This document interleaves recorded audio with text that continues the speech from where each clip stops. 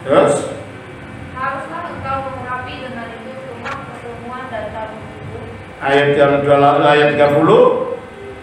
Engkau harus juga mengurapi dan menguruskan Harun dan anak-anaknya supaya mereka memegang jabatan imam bagi. Ya, untuk menjadi imam harus diurapi dengan minyak. Makanya ini minyak tidak bisa beli di toko. Karena ramuannya ditetapkan oleh kitab suci oleh Allah sendiri. Di dalam gereja purba dan sekarang tetap dalam gereja ortodoks, minyak itu diolah setiap hari Kamis Kudus menjelang hari Jumat Agung esok pagi. Didoakan di dalam pusat gereja. Kalau kami di Yunani sana, para pimpinan gereja, para episkop yang mendoakan, ngumpul semua membuat ramuan ini, mendoakan, lalu minyaknya dikirim ke seluruh dunia di mana ada gereja ortodoks. Dan itu yang dilakukan sampai sekarang.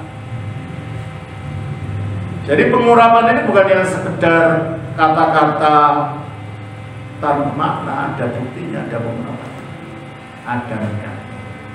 Coba kembali lagi kita baca 2 Korintus 1 ayat 21.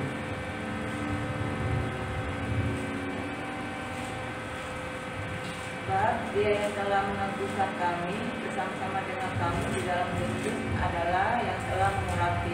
Allah yang telah mengurapi, terus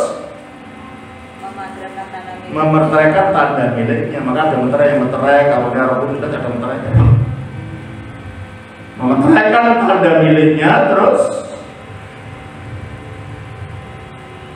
atas kita dan yang memberikan Roh Kudus di dalam hati kita sebagai jaminan. nah, jadi tujuannya supaya Roh Kudus tinggal pada kita. Sama seperti ketika Roh Kudus tinggal pada Daud, ketika pengurapan itu dengan minyak itu diberikan kepadanya. Jadi melalui baptisan kita masuk ke dalam Kristus, melalui krisma Kristus melalui Roh Kudus masuk ke dalam kita.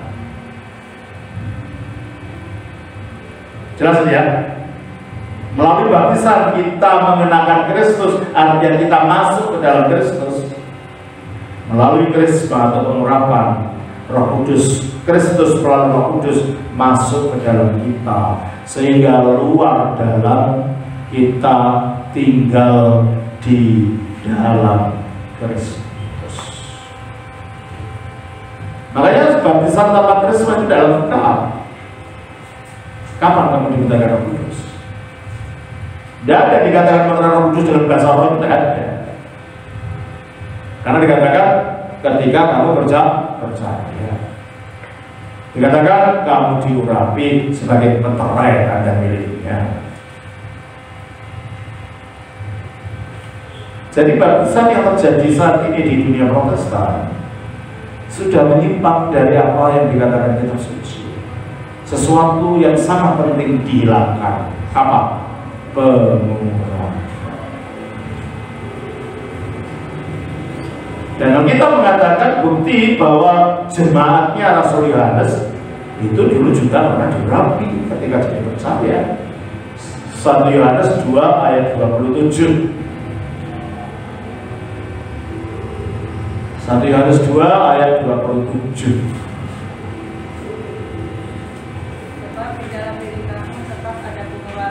Nah, di dalam diri kamu, hai jemaatku, tetap ada pengurapan itu. Berarti mereka pernah menerima pengurapan. Sampai saat dia nulis surat dikatakan pengurapan itu tetap ada. Berarti dulunya mereka pada waktu percaya mereka mengalami pengurapan.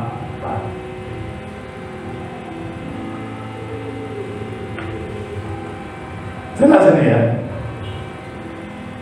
Jadi baptisan tanpa pengurapan itu baptisan yang tidak lengkap dan tidak sesuai dengan Alkitab. Karena baptisan itu adalah lahir dari air dan roh. Nah, simbol rohnya gimana? Ya dengan pengurapan itu. Lah kalau tanpa pengurapan gimana itu ada roh? Dikatakan lahir dari air dan roh. Jelas ya? Maka dikatakan dalam Titus pasal yang ketiga. Titus pasalnya 3.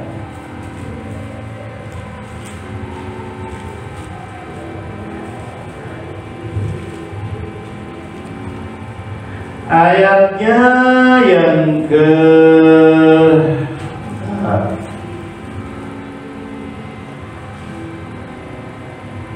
kita baca pasal 3 ayat 5, ayat 4 dan 5. Tetapi ketika nyata kemurahan Allah juru selamat kita dan kasih-Nya kepada manusia, pada waktu itu Dia telah menyelamatkan kita bukan karena perbuatan baik yang kita lakukan, tetapi karena rahmat-Nya oleh pemandian kelahiran kembali. Apa ini? Pemandian kelahiran kembali itu apa? Baptisan. Oleh pemandian kelahiran kembali dan oleh pembaruan yang dikerjakan Roh Kudus, itulah krisma. Jadi baptisan tidak bisa dipotong dari krisma, dari pengurapan.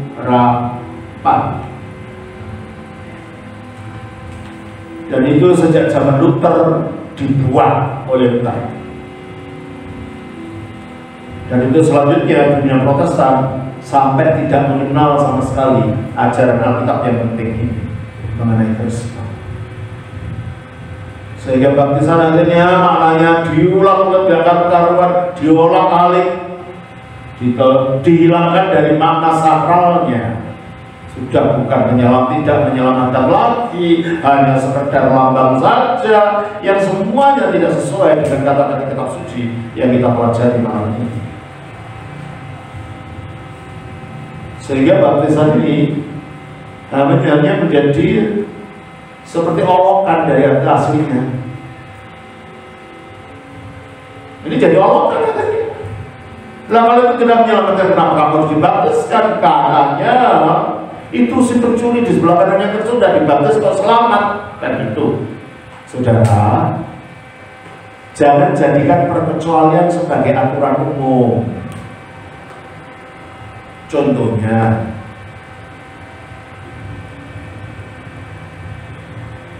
kalau orang ada aturan pemerintah, orang tidak boleh lewat jalan tertentu. Lalu ada orang cacat kakinya yang memang tidak bisa mematuhi aturan itu. Apa dipaksa mematuhi aturan itu? Ya enggak. Dalam aturan selalu ada perkecualian. Apa yang terjadi pada pencuri itu perkecualian. Mengapa perkecualian? Pertama, perintah untuk membaptiskan itu hanya diberikan sesudah Yesus bangkit dan diberitakan pada murid-muridnya. Waktu pencuri itu mati dengan Yesus, Yesus sudah bangkit belum? Belum. Sudah ada perintah baptiskan orang dengan nama Bapa, Putra, Roh Kudus. Sudah ada perintah itu belum? Belum. Loh kok kamu niru seperti itu yang situasinya perkecualian? Lah kalau kamu ingin mati masuk surga tanpa dibaptis, ya matilah pada abad ke-1 di sampingnya Yesus, ikut disalib, matilah seperti itu.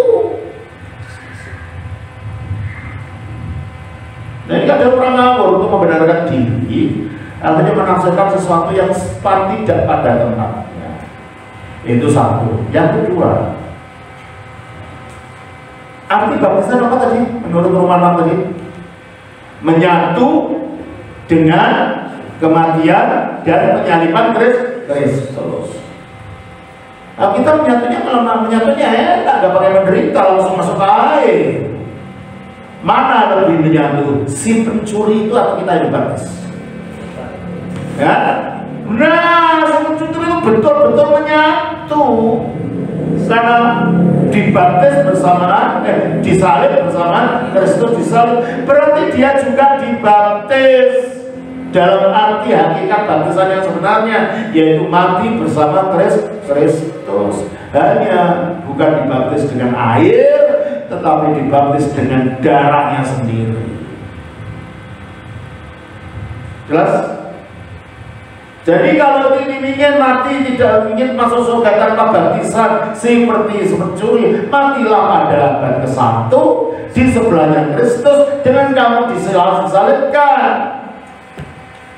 Nah kalau kamu bisa begitu, silakan masuk surga tanpa baptis. Makanya kalau baca kitab suci, lihat konteksnya, lihat yang sedang dibicarakan apa, situasinya gimana. Jangan ditafsirkan seenak perutnya sendiri, jadi keliru semua gitu loh. Kasihan umat ini dibohongi gitu kan.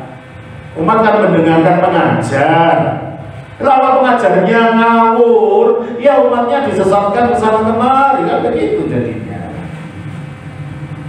Jelas ini ya. Jadi kalau begitu,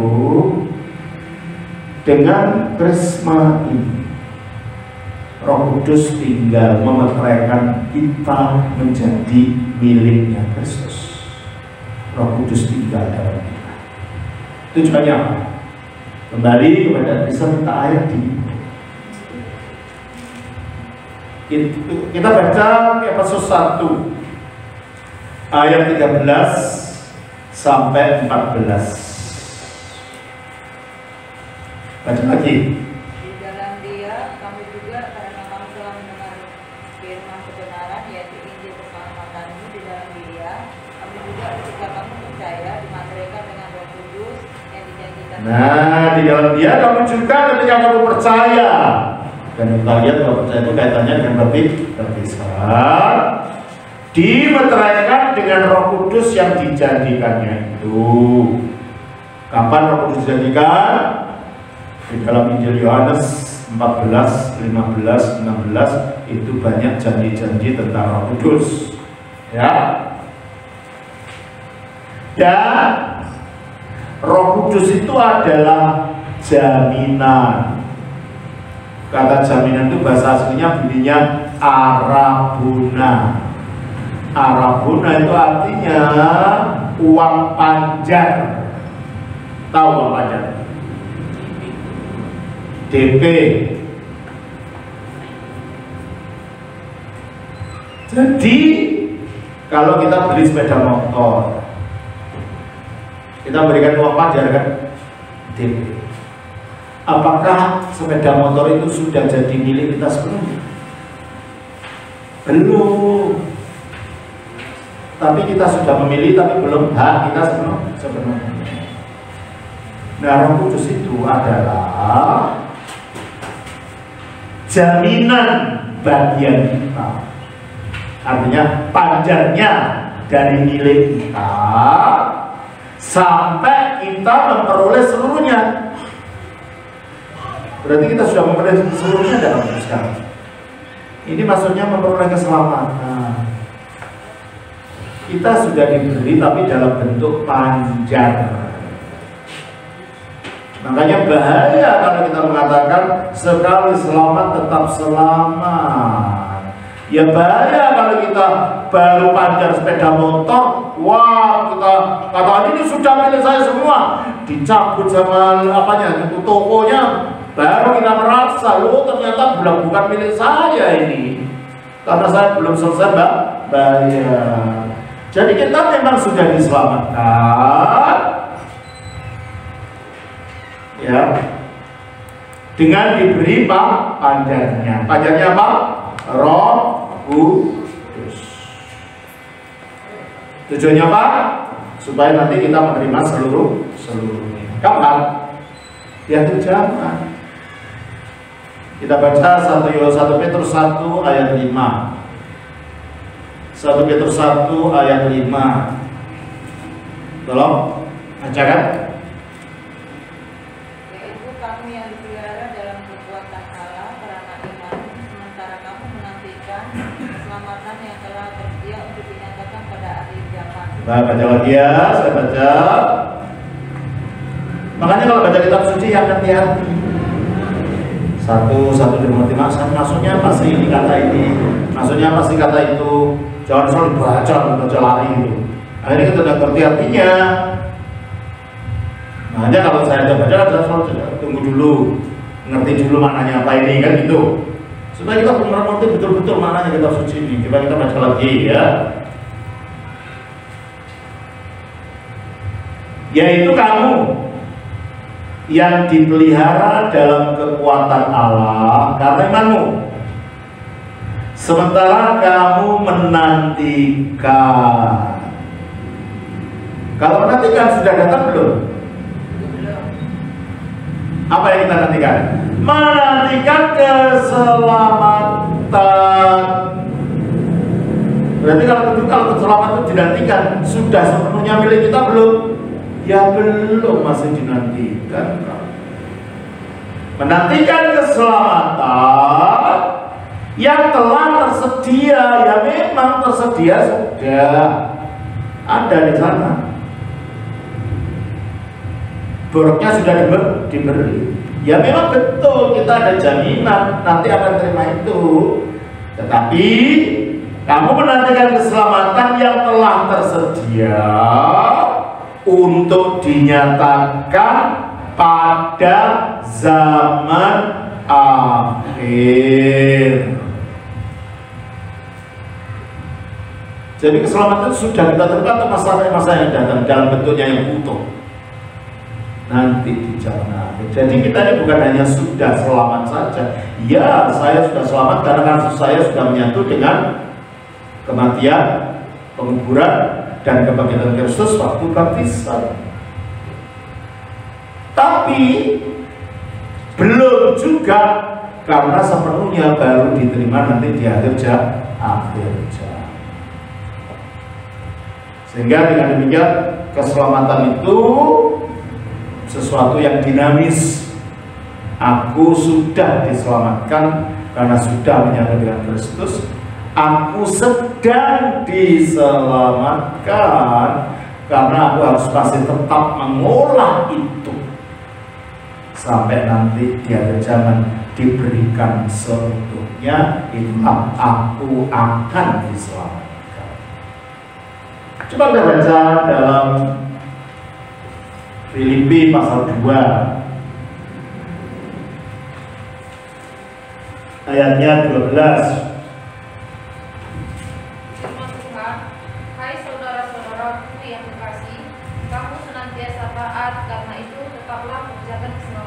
Nah, tetaplah kerjakan keselamatanmu.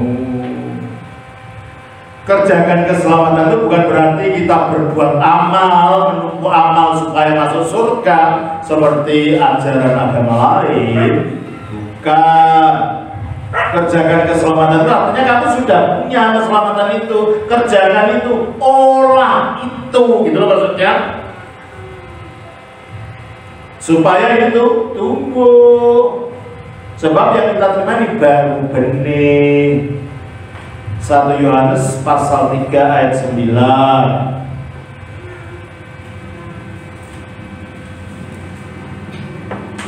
1 Yohanes 3 ayat 9. Firman Tuhan, setiap orang yang lahir dari Allah. Kapan kita lahir dari Allah? Kapan tadi? Waktu dibaptis. Setiap orang yang lahir dari Allah, apa katanya? Tidak berbuat dosa lagi. Kalau kita mengikuti apa yang lahir tadi, artinya manusia barunya. Tapi kadang-kadang manusia lama kita masih memunculkan kepala gundulnya, dan kita ikuti kepala gundul dosa itu. Ya, makanya ada perlawanan antara manusia baru dan manusia lama di dalam diri kita. Oke? Teruskan. Sebab benih ilahi tetap ada di dalam dia. Sebab benih ilahi tetap ada di dalam dia. Seperti anak bayi kalau lahir, ada benih siapa? Ya benih bapaknya dalam dia. Nah, kita dibaptiskan, kita lahir baru, kita punya benihnya Allah. Nah, karena ini benih, maka harus diolah. Kalau padi itu ya dicampur, diberi pupuk, dibuat kayu apa kotoran-kotoran yang sudah bertumbuh. Di sini juga, karena ini benih masih berwujud benih. Kalau saya tanam benih jagung, yang tumbuh apa? Kalau saya tanam benih kacang, yang tumbuh apa? Kalau kita tanam benihnya seorang laki-laki di rahim wanita, yang muncul apa? Ya manusia kecil gitu loh. Nah, demikian juga kita lahir melalui baptisan, yang ada dalam benih dari kita adalah benih ilahi. Nah, kalau benih ilahi tumbuh makin dewasa menjadi apa? Menjadi yang ilahi. Itulah tujuan keselamatan. Menjadi seperti Allah. Ikut ambil bagian dalam kodrat ilahi. Coba kita baca dalam 2 Petrus pasal 1 ayat 4.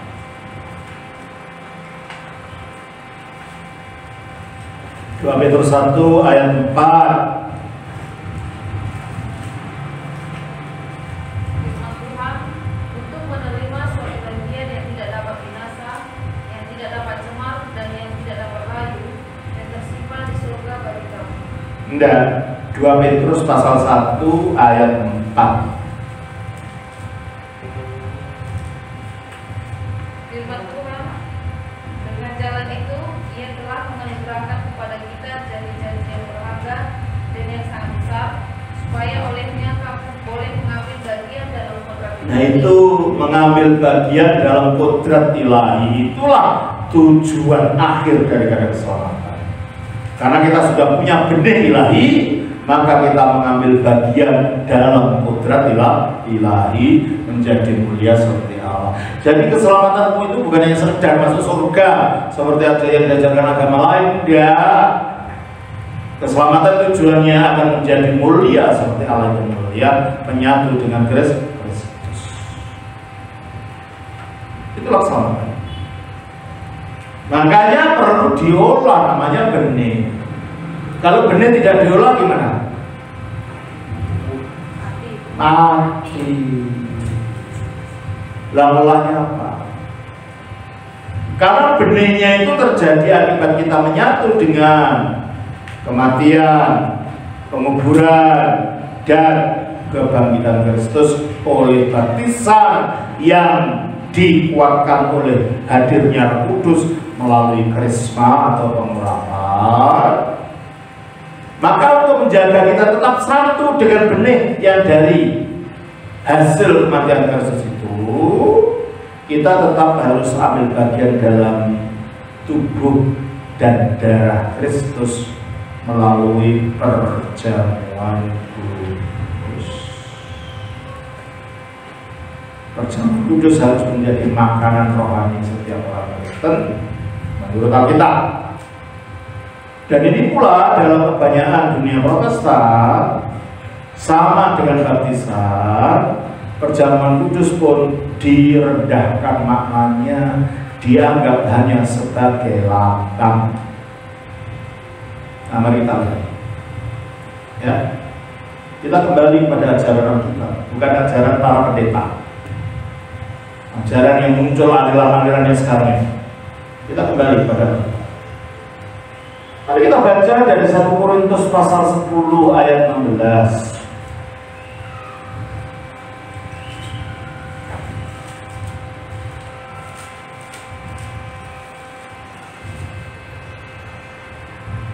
Tolong bacakan.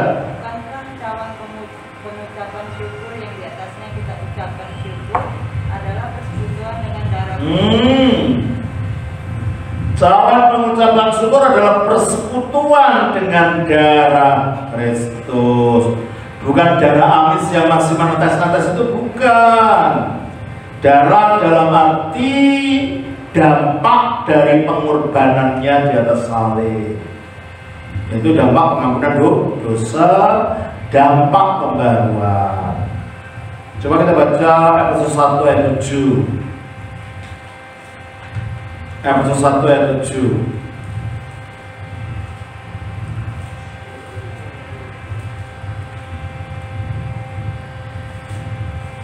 Firman Tuhan, sebab di dalam Dia dan oleh darahnya kita beroleh penebusan, yaitu pengampunan dosa. Nah, itu menyatu dengan efek pengampunan dosanya itu dengan darah itu. Jadi melalui perjamuan kudus itu kita mengokohkan mana pengampunan dosa itu dalam diri kita. Oleh karena itu tidak bisa bergabung nanti ibadahnya lain, perjamuan kudus lain. Ini merupakan satu kesatuan. Pengampunan dosa itu kita alami dan kita kuatkan efek dan kuasanya dalam kita melalui perjamuan kudus. Karena cawan pengucapan syukur itu adalah persekutuan dengan darah. Kembali lagi di dalam 1 Korintus 10 ayat 16 itu.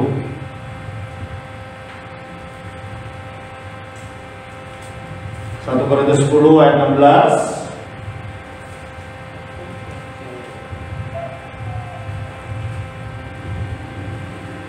Tolong bacakan. Bukankah cawan pengucapan syukur yang atasnya kita ucapkan syukur adalah persekutuan dengan darah Kristus? Oke, persekutuan dengan makna pengampunannya itu. Terus Bukankah roti yang kita pecah-pecahkan adalah persekutuan dengan tubuh Kristus? nah, roti yang kita pecahkan persekutuan dengan tubuh Kristus. Tubuh yang mana?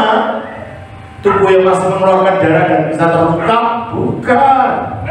Tubuh yang sekarang mulia di surga. Karena tubuh yang masih bisa mati, masih bisa busuk, itu sudah tidak ada. Tubuhnya Kristus telah bangkit dari kematian. Jadi menyatu dengan tubuh, bukan dengan tubuh itu. Maka keliru orang yang mengatakan kalau kamu percaya tubuh itu kanibal, kamu yang bodoh. Tubuhnya Kristus sekarang bukan tubuh seperti itu kok. Tubuhnya tubuh mulia. Coba kita baca di dalam pasal Filipi 3 20-21. Firman Tuhan, karena keluargaan kita adalah di dalam surga, dan dari situ juga kita menantikan Tuhan Yesus Kristus sebagai juru selamat yang akan mengubah tubuh kita yang Tubuh kita kenapa disebut hina? Karena bisa sakit, bisa rusak, bisa busuk, ya toh? Bisa binasa, makanya itu tubuh hina. Terus? sehingga serupa dengan tubuhnya yang mulia. Nah, serupa dengan tubuhnya. Berarti di surga pun Yesus masih punya tubuh.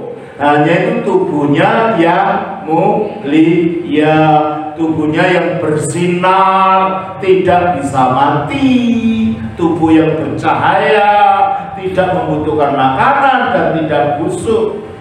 Tubuh itulah kita bersatu dengannya melalui perjamuan kudus. Jelas ya? Maka jangan rendahkan lagi sakramen itu. Itu bukan ajaran para rasul. Itu ajarannya manusia-manusia modern yang ubah-ubah makna itu. Makanya Yesus mengatakan di dalam Yohanes 6 ayat 56 sampai 58.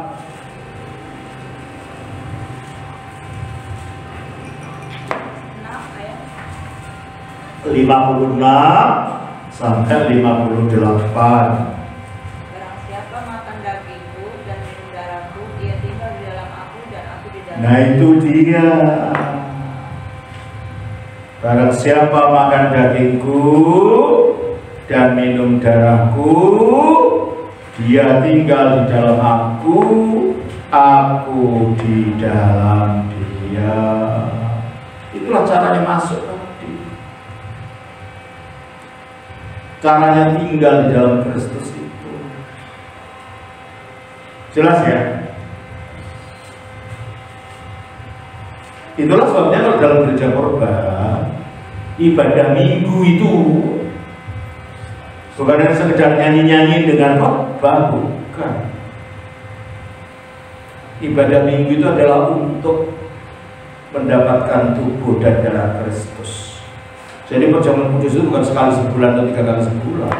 Setiap pertemuan adalah perjamuan kudus. Dan itulah yang masih dilakukan dalam gereja ortodoks sampai sekarang. Setiap minggu tujuannya perjamuan kudus, sehingga seandainya romonya atau gembalanya tidak pintar khotbah, tidak jadi masalah. Sebab saya datang tujuannya untuk menyatu dengan tubuh dan darah Kristus. Bukan dengan khotbahnya orang, sebetulnya penting. Apalagi kalau khotbahnya ngaco, tambah sesat dan karuan. Jelas ini ya. Tujuan kita ke gereja adalah untuk menyatu dengan Kristus melalui tubuh dan darahnya tadi. Kita baca lewat 7 dari Yohanes 6 ayat pasal Yohanes pasal 6 ayat 57. Sama seperti Bapa yang hidup mengutus aku dan aku hidup oleh Bapa, demikian juga barang siapa yang memakan aku akan hidup oleh aku. Nah, barang siapa makan aku akan hidup oleh aku. Berarti kalau itu perjamuan kudus itu ada kaitannya dengan keselamatan kan? Sama. Baptisan ada kaitannya dengan keselamatan enggak? Iya sama. Itu kuncinya, itu fondasinya. Dan gereja modern membuang semua. Dan sekarang fokusnya pada khotbah. Khotbah pun itu lebih seperti motivasi. Ya kalau mendengar motivasi dengarkan Pak Mario Teguh saja dan sampai gereja. Kalau yang kamu butuhkan adalah motivasi. Kita harus kembalikan gereja sebagai gereja, bukan tempat orang mendengarkan motivasi. Kalau gereja sebagai gereja berarti kembali kepada makna sakramen-sakramen ini. Disitulah kita menyatu dengan Kristus. Jelas ya? Gereja bukan tempat untuk mendengar hiburan dan motivasi yang diiringi hiburan band lalu bayar 10.000. Bukan itu gereja. Itu kan jadi begitu sekarang gereja itu. Orang sudah tidak tahu artinya gereja itu karena semua inti dari gereja sakramen dibuang semua maknanya. Tidak dimengerti maknanya, diselewengkan maknanya, direndahkan artinya. Kita baca dari Yohanes 6 ayat 58. Kita harus kembali pada ajaran Rasul. Lalu tidak kita kacau dengan 13 derajat. Inilah roti yang telah turun dari surga, bukan roti seperti yang dimakan nenek moyangmu, dan mereka telah mati. Barang siapa makan roti ini, dia akan hidup selama-lamanya. Ya, barang siapa makan roti ini, dia akan hidup selama-lamanya. Makanya misteri yang kita lihat adalah roti, tapi efeknya di dalam roh kita itu adalah tubuhnya Kristus. Disitulah kita menyatu dengan Kristus. Bahwa ini bukan sekedar lambang. Itu dikatakan di dalam 1 Korintus pasal 11 ayatnya yang ke-23. Ayat 25 lah. Kita baca 1 Korintus 11 ayat 25.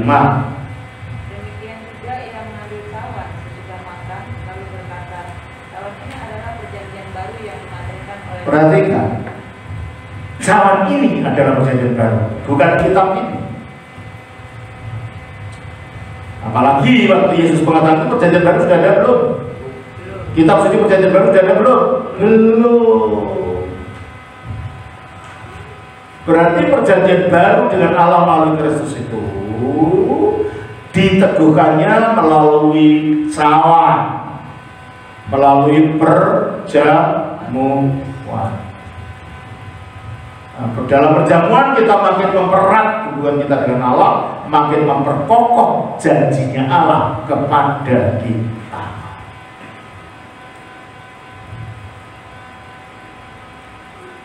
Makanya setelah perjamuan sekarang diubah, anggurnya diganti jus, cawannya diganti plastik kecil-kecil. Kita mengatakan cawan jadi plastik, gimana sih? Cawan ya cawan, bukan plastik. Nah, akhirnya kitab suci isinya diobrak-abrik menurut pikirannya masing-masing. Mari kita kembali kepada ajaran kitab suci, ajaran para rasul. Jangan dengarkan dulu Kristen modern yang mau berabrik gereja ini. Baca lagi ayat 25 itu, 1 Korintus 12 ayat 25. Demikian juga yang mengambil cawan sesudah makan lalu berkata, cawan ini adalah perjanjian baru yang dimateraikan oleh darahku. Oke. Perbuatlah ini setiap kali kamu meminumnya menjadi peringatan akan aku. Setiap kali kamu minum itu apa? Menjadi peringatan.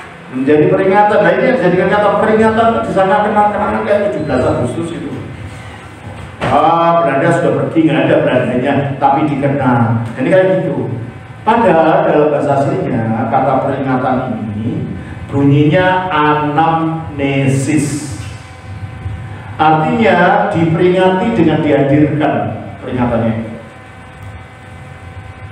Jadi kalau bisa gitu ya, kalau peringatan 17 Agustus itu, ada Belandanya, Belanda semua gitu.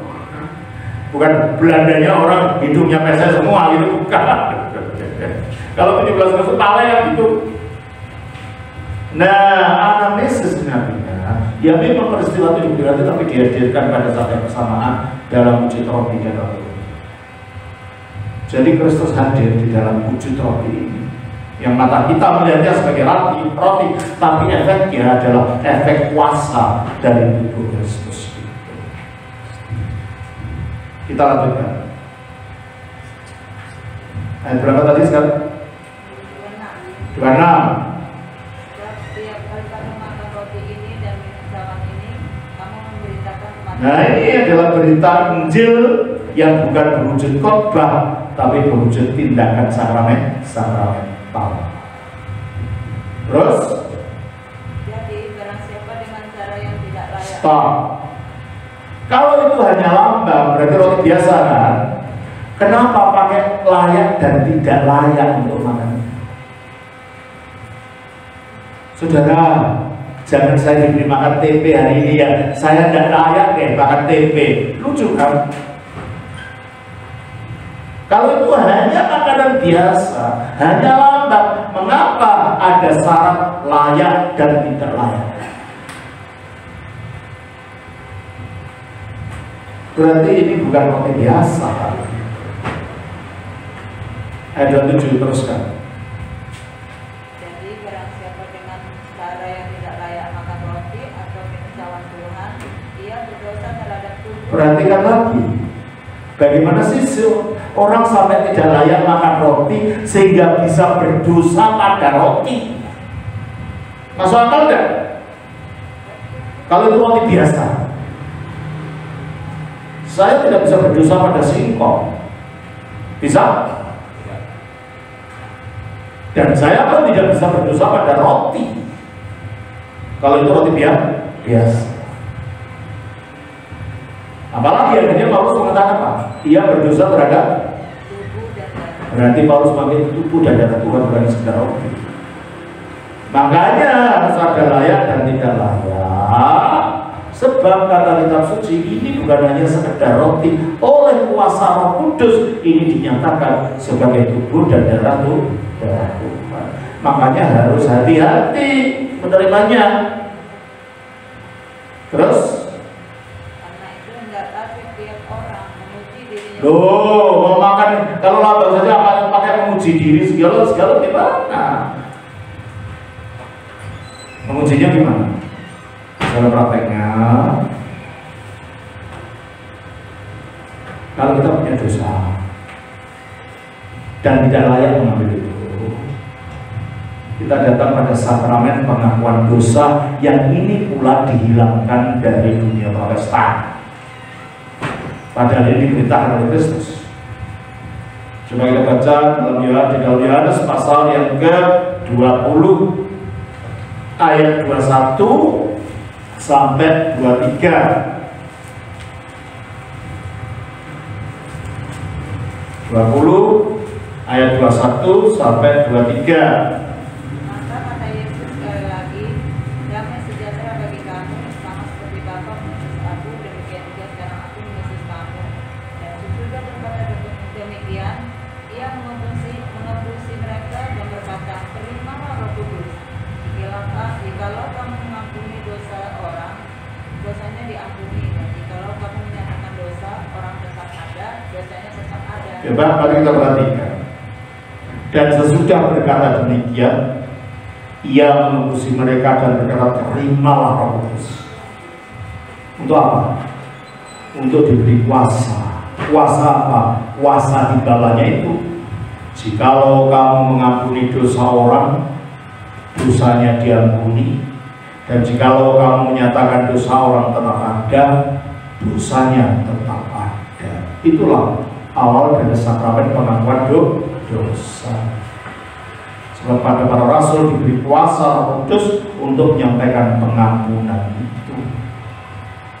Oleh karena dari zaman purba selalu kalau orang berdosa datangnya pengampunan dosa, bukan romonya yang bisa mengampuni dosa. Mana manusia bisa mengampuni dosa? Yang bisa mengampuni dosa adalah efek dari Roh Kudus yang diberikan tadi, sehingga ada otoritas itu. Jadi kalau kita tidak layak, umpamanya nanti kita lagi jengkel, marah, bertengkar sama suami atau suami istri, sama istri mau ambil rasanya gak enak, datang ke romo-romo, saya mau mengambil dosa pada Tuhan. Setelah diakui, kenapa kemarin saya marah sama papanya anak, karena apa? Masalah kecil si romo, tapi biasa begitu aku bertengkar. Romonya mendengarkan, bukan romo yang lalu romo mengatakan, anak rohaniku yang datang kepadaku, aku manusia biasa, tidak dapat mengampuni dosa siapapun. Tetapi karena Kristus kebangkitannya mengatakan pada para rasulnya, barang siapa dosanya mau ampuni, dosanya akan diampuni. Dan barang siapa dosanya nyatakan tetap ada, dosanya tetap ada. Oleh karena itu kami diberanikan. Jadi otoritasnya Romo itu bukan dari kekuatannya sendiri, tapi dari janjinya Kristus. Kami diberanikan dosa apa saja yang telah kau akui kepada diriku yang hina, ataupun yang belum kau akui karena lupa atau malu. Dosa apa saja itu, kiranya Allah mengampunimu dari segala dosa-dosa, dan darah Kristus menyucikan engkau dari segala kejahatan. Itu kata-kata Romo itu pada orang dosa. Jadi orang yang mengajak Katolik, oh orang bisa mengampuni dosa, perhatikan aja, lihat ajaran kitab suci dulu sebelum mengajak orang itu. Kalau orangnya tidak tahu dan orang tahu kan balik kita jadi malu nanti kan, karena dasarnya ada dalam kitab suci. Jadi kalau seandainya kita dalam kita mengkoreksi diri kita ternyata ada dosa,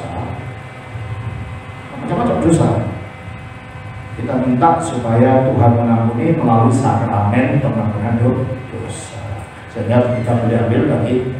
Satu. Yang kedua, biasanya kita harus puasa sebelum ambil jamuan kudus, kita puasa malamnya sampai pagi baru ambil jamuan kudus, baru makan sesudah jamuan kudus.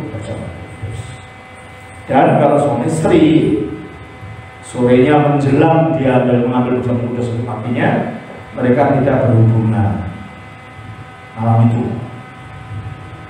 Atau malam hari, kalau ada perjamuan kudus bukan hanya hari Minggu, hari yang lain, ya setiap kali mau perjamuan kudus tidak ada hubungan. Puasa atas bawah istilahnya, bukan mulutnya saja yang puasa, untuk menjaga diri sehingga ada kesucian di dalam kita menerima perjamuan kudus. Itulah cara mengkoreksi diri. Ayat 28 tadi, coba 1 Korintus 11 ayat 28.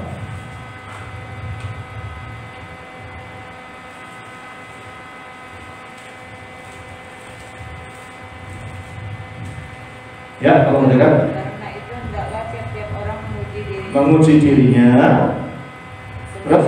Dan baru sesudah itu ia makan. Nah, baru sudah diuji maka ambil. Terus? Karena barang siapa makan dan minum tanpa mengakui tubuh. Nah, barang siapa makan dan minum tanpa mengakui itu tubuhnya Tuhan. hanya roti biasa, apa katanya? Ia mendatangkan hukuman atas dirinya sendiri. Mereka betapa banyak orang akan mendapat hukuman karena kebodohannya sendiri, diajar ajaran-ajaran bodoh. Siapa makan dengan tanpa mengakui tubuh Tuhan, baik dengan pikiran maupun dengan ajaran maupun dengan sikap dan tingkah laku terhadap barang suci ini, dia berdosa terhadap tubuh Tuhan. Efeknya apa, Bu? Terus kan efeknya apa? Ayat 29.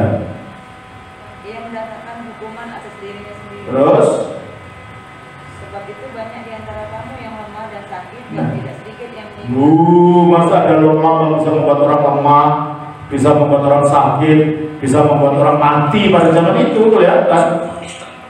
Sebab itu banyak di antara kamu yang lemah dan sakit, dan tidak sedikit yang meninggal. Berarti mereka. Makanya saya tidak tahu orang ini tahu kitab suci atau tidak, karena ini mencelakakan umat yang mendengar kan. Ya karena ajarannya begitu, ya sudah umatnya juga ikutan kan gitu. Ya sudah, ini lambat, ya sudah. Ini apa sih sebenarnya? Nanti kan kamu nyala sendiri. Jadi di umatnya akhirnya tidak ngerti. Umatnya tergantung pada yang ajar, gitu kan. Nah kalau dengan ajaran yang keliru, dan akhirnya mendatangkan kutuk seperti ini, siapa yang salah? Pengkhotbahnya, ya kan? Nah itulah sebabnya kita ajak kembali. Ternyata kitab suci tidak mudah mengerti. Pengajar yang salah sama-sama menggunakan kitab suci, tapi kita digiring pada pendapat yang salah. Jelas ya? Jadi kalau gitu, nah bagaimana kita menjaga supaya kita tetap layak? Nah, kalau dalam gereja purba, karena perjamuan kudusnya setiap hari, atau setiap minggu, maka cara menjaga rahmat yang kita terima melalui perjamuan kudus ini dengan hidup doa. Doanya itu kalau perjamuan kudus itu ada doa 7 kali sehari. Kalau tidak mampu waktunya bisa 3 kali sehari. Kalau masih tidak mampu waktunya bisa 2 kali sehari. Nah, doa ini adalah untuk menjaga batin supaya rahmat yang kita terima dari sakramen itu tetap menyala di dalam, dan sebagai persiapan untuk menerima rahmat berikutnya di dalam sakramen minggu berikutnya. Jadi doa-doa, puasa dan lain-lain itu tidak lepas dari sakramen.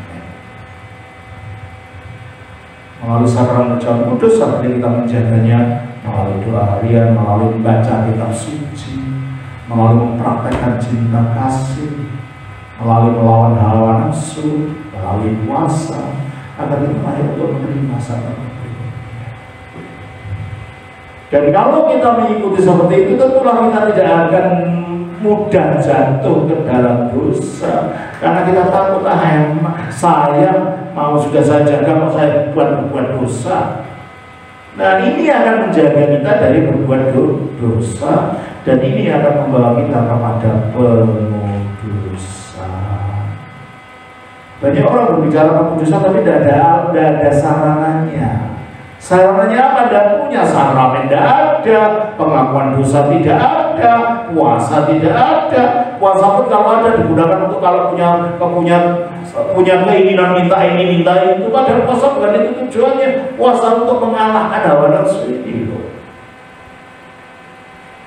Nah, dengan demikian kita menghidupi hidup Kristen itu berbeda dengan hidupnya orang lain. Kita menghidupinya dalam kaitannya dengan persekutuan dengan Kristus melalui sakramen dari minggu ke minggu, dan hidup kita ini hidup di dalam Kristus. Jelas ya? Itulah hidup tidak berada dalam Kristus.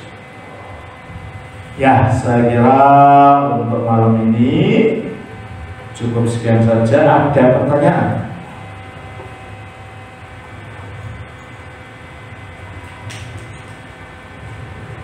Ya, silakan kalau ada.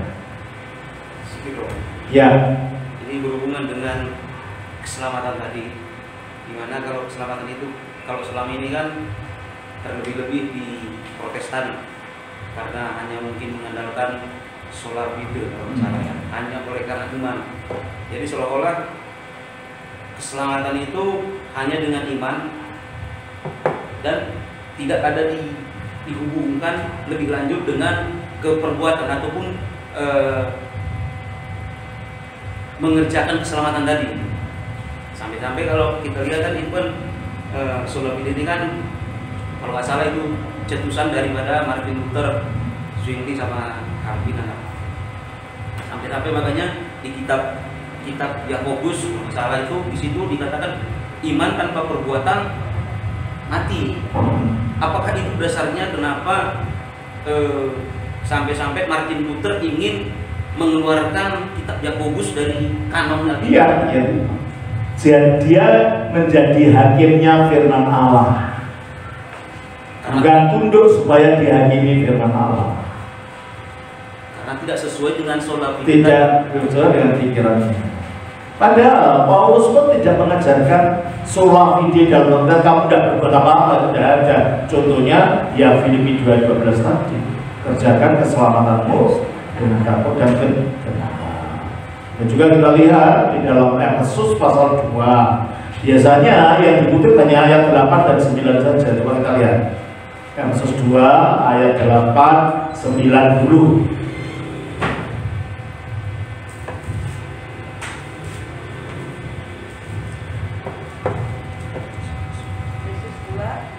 Ayat 8 dan 9. Sebab karena kasih karunia kamu diselamatkan oleh iman. Itu bukan hasil usahamu, tapi pemberian Allah. Itu bukan hasil pekerjaanmu. Jangan ada orang yang memegang hati. Ya itu biasanya dipakai ayatnya, tapi mereka lupa maknanya. Baca lagi, pelan-pelan, pelan-pelan baca. Sebab karena kasih karunia. Karena kasih karunia kamu diselamatkan. Saya tanya, keselamatan itu akibat apa? Baptisan.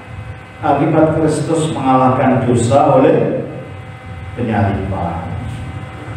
Kristus mengalahkan iblis oleh penguburan. Kristus mengalahkan kematian oleh kebangkitan. Itu perbuatan kita ada itu? Bukan, itu maksudnya. Maksudnya yang membuat Kristus turun ke bumi, mati, disalib, dikubur dan bangkit itu bukan karena perbuatan kita, bukan karena ayo turun jadi manusia, kan? Enggak. Tapi itu dari kasih karunia Allah sendiri. Jadi keselamatan itu wujudnya Kristus itu, gitu loh. Terus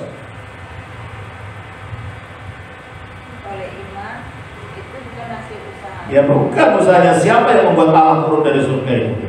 Memang ada, kita naik tangga kan, ayo turun, kan enggak.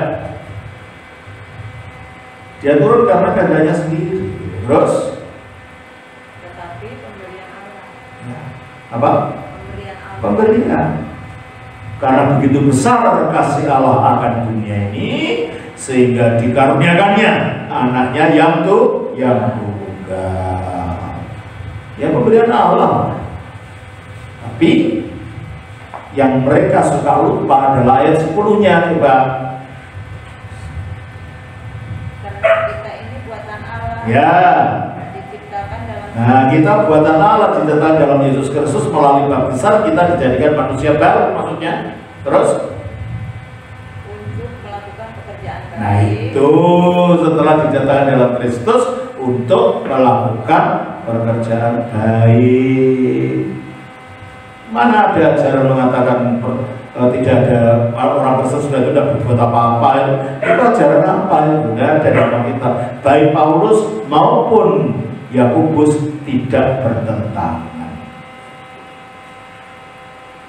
Bahwa kita diselamatkan, memang keselamatannya itu Kristus. Kalau Kristus itu bukan perbuatan siapa-siapa yang membuat dia turun, gitu loh. Tapi setelah diterapkannya kepada kita, kita harus hidup dalam ketaatan melalui perbuatan baik sesuai dengan perintah Kristus. Kita baca juga dalam Galatia pasal 5 ayat 6. Galatia pasal 5 ayat 6. Firman Tuhan, sebab bagi orang-orang yang ada di dalam Kristus Yesus, hal bersunat atau tidak bersunat tidak mempunyai sesuatu arti, hanya iman yang bekerja oleh kasih. Jadi iman yang bagaimana? Iman yang gundul dan mandul? Tidak. Iman yang bekerja oleh kasih.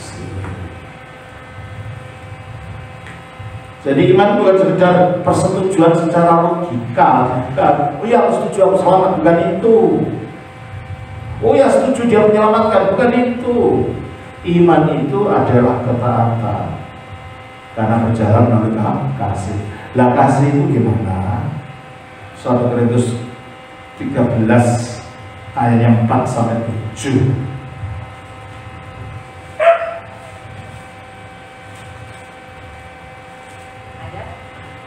Ayat 4 sampai 7. 1 Korintus 13 ayat 4 sampai 7. Kasih itu sabar, kasih itu mengerti. Ya, kasih itu sabar. Kalau beriman, pemarah, suka banting-banting piring di rumah, yaitu iman apa itu? Gitu loh. Iman itu sabar, terus murah hati. Apa? Murah hati, ia tidak cemburu. Tidak cemburu. Ia tidak memegahkan diri. Tidak sombong, terus tidak memegang diri, terus Tidak sombong. terus Ia tidak melakukan yang tidak sopan, dan ia tidak mencari keuntungan diri sendiri. Ia tidak pemarah dan tidak menyimpan kesalahan orang lain. terus Ia tidak bersukacita karena ketidakadilan, tetapi karena kebenaran. terus. Ia menutupi segala sesuatu. Iya, kalau ada kesalahan orang jangan malah diumbar, malah disebar-sebarkan, ditutupi. Terus Percaya segala sesuatu. artinya tidak mudah mencurigai orang dulu sebelum tahu sebenarnya. Terus Mengharapkan segala sesuatu. iya, tidak gampang putus asa ketika ada masalah. Terus Sabar menanggung segala sesuatu. sabar menanggung. Itulah iman itu. Kasih itu maksudnya. Nah, kalau iman bekerja oleh kasih, berarti iman itu harus memunculkan buah-buah seperti ini. Ya kan? Berarti kalau ada pertentangan nggak Yakobus dan Paulus? Enggak, bahasanya saja yang beda. Tapi pada akhirnya ketika dijalankan ya sama. Iman itu menimbulkan perbuatan. Nah, meskipun bukan perbuatan itu sendiri yang menyelamatkan, tapi perbuatan itu membuat kita makin menyatu dengan sumber keselamatan siapa? Yesus Kristus. Jelas ya? Oke, ada pertanyaan lagi? Satu lagi. Baik, kalau sudah tidak ada sampai hari ini, besok acaranya apa Pak? Ya sama juga dong. Ada lagi Pak acara? Ada itu seperti ini juga. Gimana? Belajar. Sore ya? Ya udahlah. Saya ingin ke Kampung Keling. Iya. Saya ingin melihat Kampung India besok. Ya. Baiklah kalau begitu sampai di sini saja. Besok kita lanjutkan tema kita ini, ya. Supaya kita mengetahui bagaimana sih hidup Kristen yang sebenarnya itu kan. Supaya kita tidak hanya hidup tanpa mengetahui arahnya gimana sebagai orang Kristen. Terima kasih, Tuhan berkati. Shalom. Semoga Tuhan berkati. Amin.